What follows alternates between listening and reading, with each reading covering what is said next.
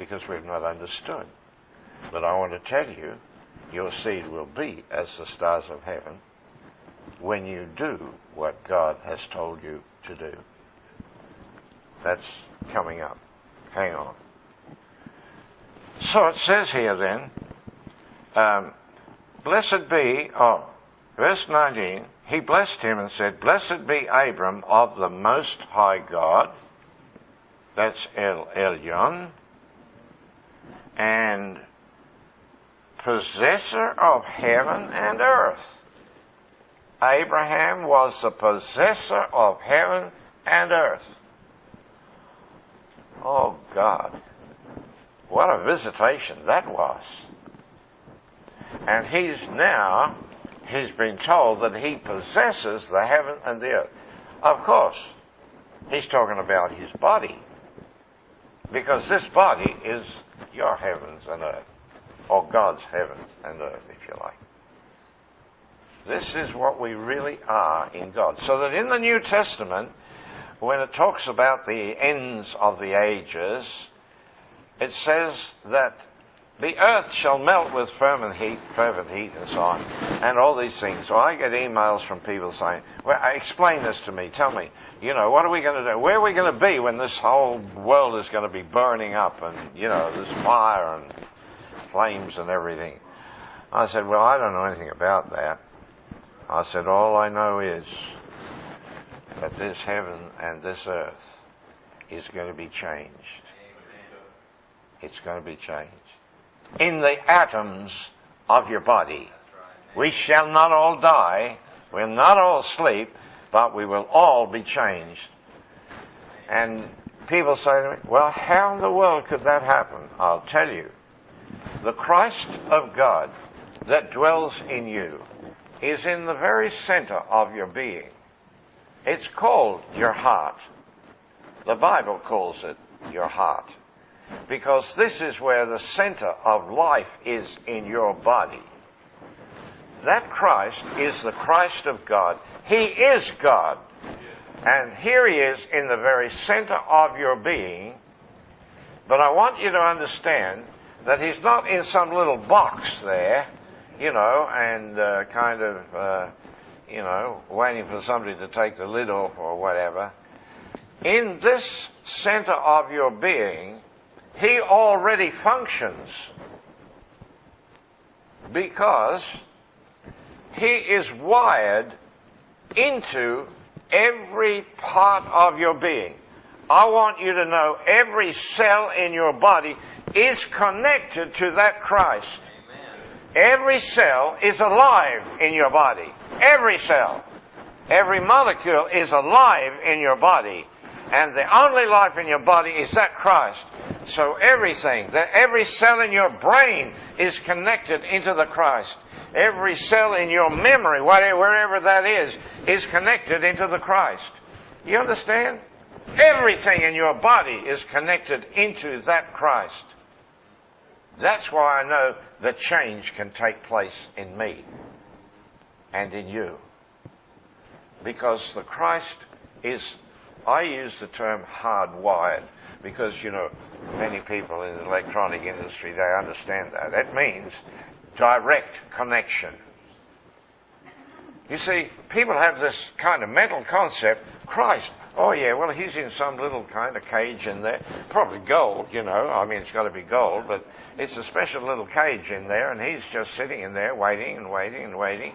And one day, I don't know what he's going to do, but he's going to do something. Listen, the Christ in you is the reality of who you are. It's the life center of your very being.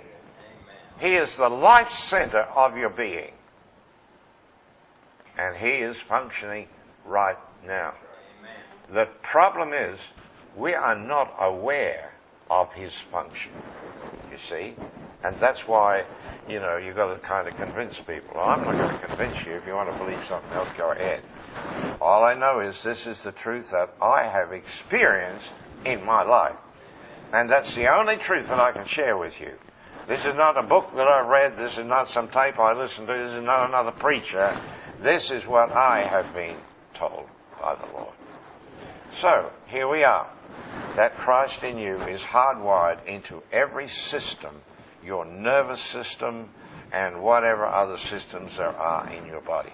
He is wired into it. Therefore, it is not very difficult for him to bring about changes in our body. Not very difficult at all. So Abram now, fear not, he said, I'm your shield and exceeding great reward. And so in verse 3 it says, you haven't given me any seed. You haven't given me any son or heir. God, what are you doing? I mean, you're telling me you're giving me all of these things, but you're not giving me a son and heir to leave it all to. I mean, you're telling me, look, you're giving me all of this country out here, but I don't have a son. And here's what the Lord said to him.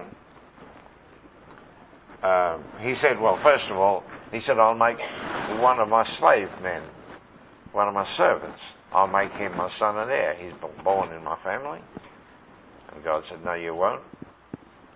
No, you will not. It says here, this shall not be your heir. This is verse 4.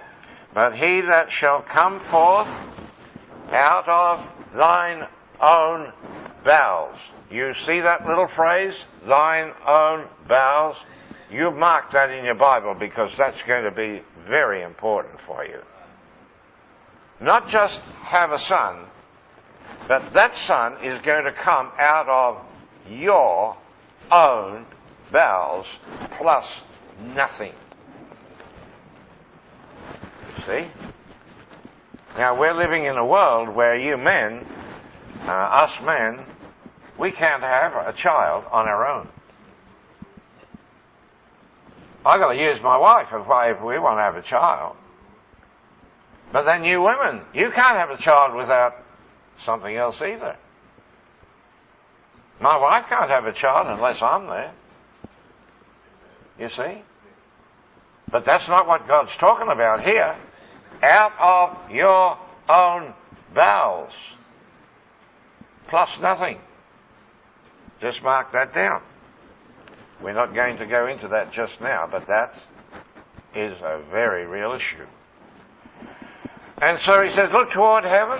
He said, your seed will be as the stars of heaven. So, of course, Abram goes home, says to his wife, we're going to have a child.